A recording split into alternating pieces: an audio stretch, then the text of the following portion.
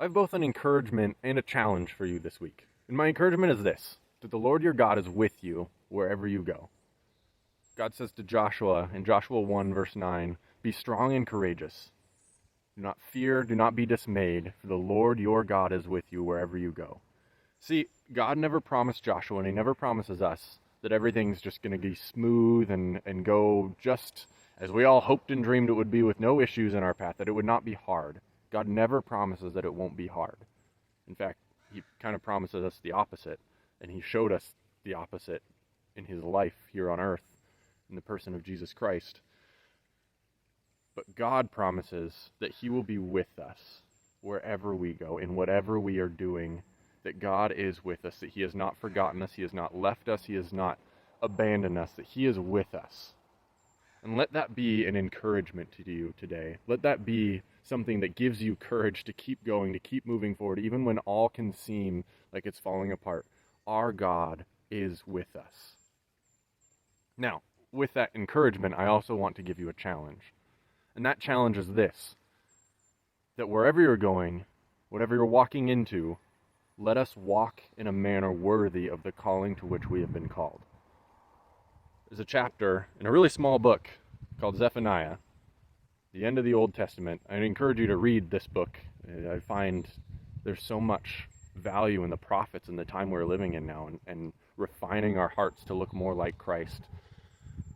But in Zephaniah chapter 2, God speaks of two kind of categories of people.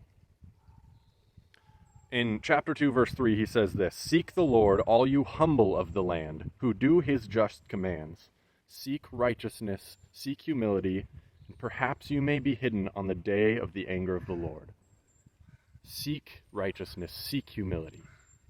So that's one person. The second person is this. This is chapter 2, verse 15 at the very end. "This is the exultant city that lived securely, that said in her heart, 'I am, and there is no one else.' What a desolation she has become."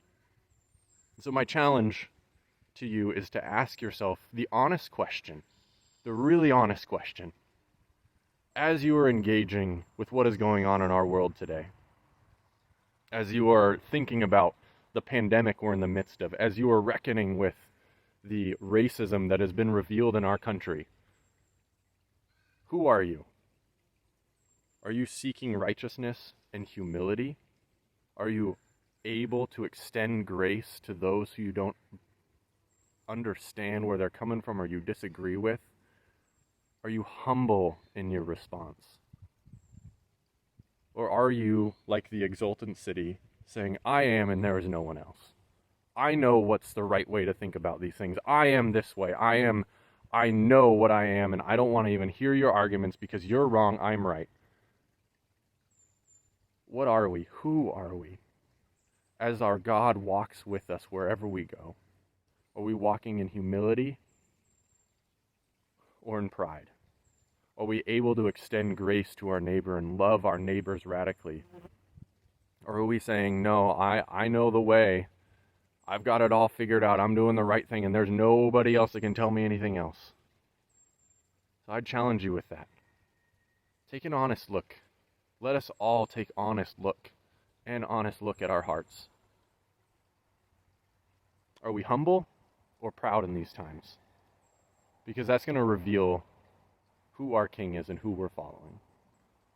So be encouraged and be challenged, for our God is refining us in this season.